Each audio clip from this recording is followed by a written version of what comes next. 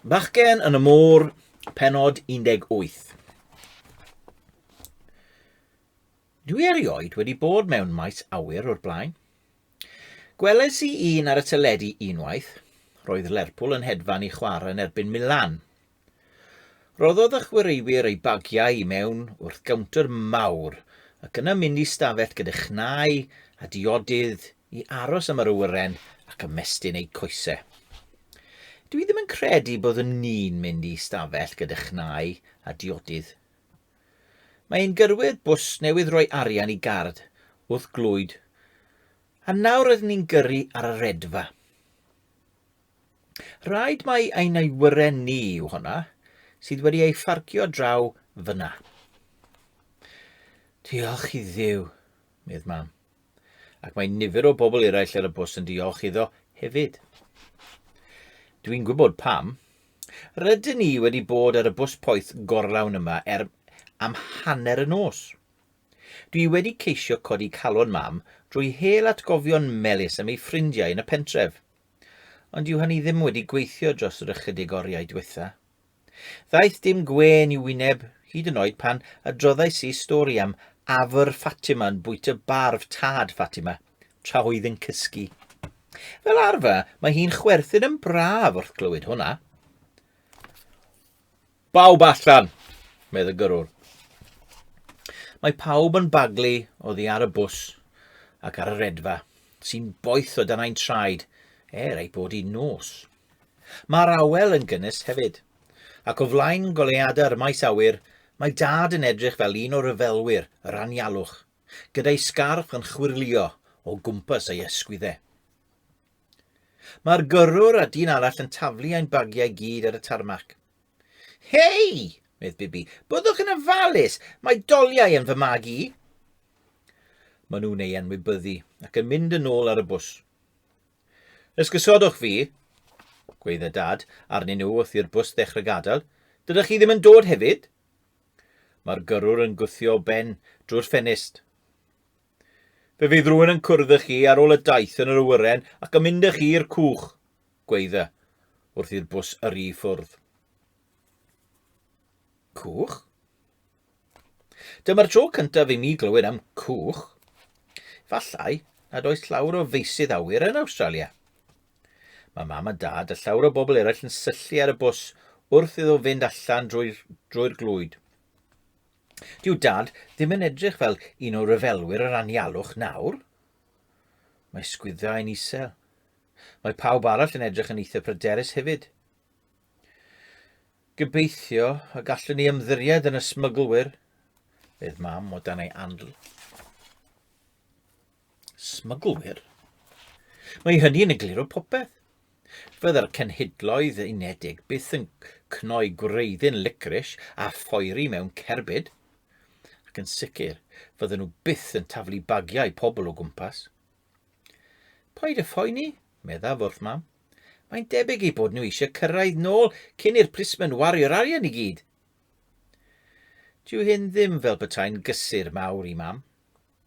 Rydyn ni gyd yn sefyll wrth ochr y redfa, yn meddwl beth i'w wneud nesaf. Efallai y dylwn ni ofyn i rywun, medd dyn.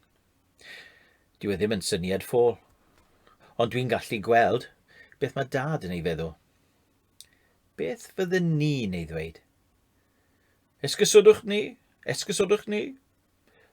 Rydyn ni'n cael ein smyglo i Awstralia, a dydyn ni ddim yn gwybod ble i fynd nesaf.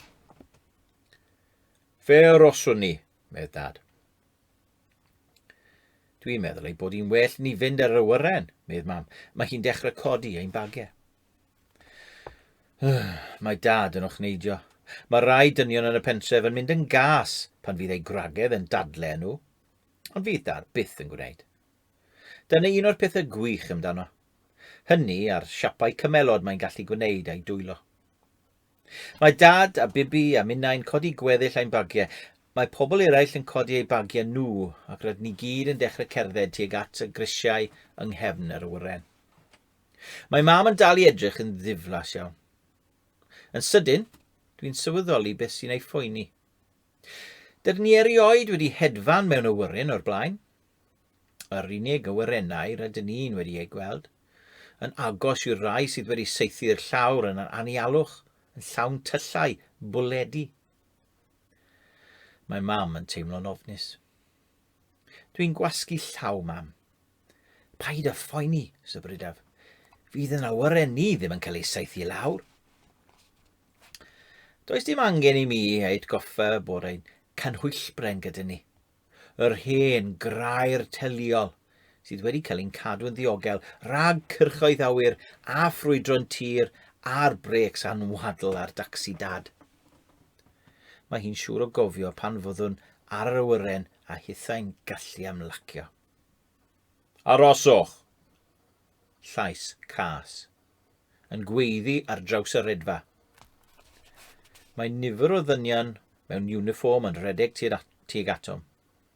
Mae un yn dal rhywbeth sy'n edrych fel cleddyf, ond mae dolen drwchus o weiren yw'r llafn ac mae goliadau coch yn fflachio ar y ddolen. Mae fy nghalon yn stopio, a dwi'n ceisio ymbaratoi i'w gadw draw tra bydd mam a dad a bibi yn rhedeg am eu bywydau. Ond, dyw'r dynion ddim yn cydio yno. Maen nhw'n cydio yn ein bagiau. Ac mae un ohonyn nhw'n dechrau chwifio'r cleddyf dros un o'r bagiau. Popeth yn iawn, mydd dad o dan ei anadl. Dim ond gwneud yn siŵr nad ydyn ni'n cario arfau. Does gen i ddim arfau? Mydd bibi yn ffyrnig wrth gad diogelwch. Mae un gard yn dweud rhywbeth mewn cymysgedd o ieithoedd ac yn pwyntio at ddrws bach yn ochr yr awyren. Dwi'n sylweddoli ei fod yn dweud bod rhaid i'r bagiau fynd i mewn yno. Na, mydd dad. Mae'n dal yn dyn yn y bag. Dwi'n gwybod beth sy'n ei boeni. Mae wedi clywed gormod o storiau am deithwyr yn rhoi bagiau yng nghystiau tacsis a byth yn ei gweld nhw eto. Mae'r gard diogelwch yn edrych yn grac. Mae'n dweud nad oes hawl cael pethau metal mewn bagiau. Dim byd metal, mydd dad. Mae'r gard diogelwch a'r cleddyf yn rhythu yn gas ar dad ac yn llithro'r cleddyf dros bob ochr o'r bob bag. Wrth iddo fynd at fag mam, dwi'n cofio am y ganwyllbren. Metal yw i ar wahân i'r gemau. Bydd y cleddyf yn dod o hyd iddi, hyd yn oed os yw wedi cael ei lapio mewn dillad isaf brwnt. Dwi'n syllu yn pryderus ar y goliadau coch yn fflachio. Ond does dim larwm yn canu. Dyw'r gardiau diogelwch ddim yn neidio arnom. Does dim o'r fath beth yn digwydd. Mewn ffordd, dwi eisiau hynny digwydd, oherwydd mae'r hyn sy'n digwydd yn waith hyd yn oed. Y teimlad sâl sy'n dod wrth i mi gydio y mag mam, ac ymbalfalu'n wyllt am y ganhwyllbren galed, a sylweddoli nad yw hi yno. Mae mam yn mynd â'i bag heb edrych arnaf. Nawr, mae'r teimlad sâl yn wael iawn. Nawr, dwi'n deall o ble ddaeth yr arian roddodd dad i'r plismyn. Bu'n rhaid i mam werthu ein canhwyllbren. Ein hen ganhwyllbren werthfawr sydd wedi cadw ein teulu yn ddiogel am gannoedd o flynyddoedd.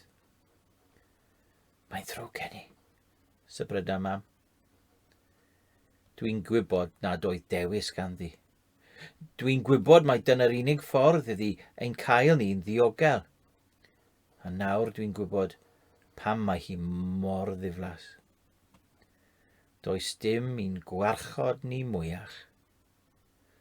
Rydyn ni ar fi'n mynd ar awyren a roi ein bywydau a nwylo troseddwyr a smyglwyr, a dyw ein hunafiad ni ddim yn ein gwarchod ni mwyach.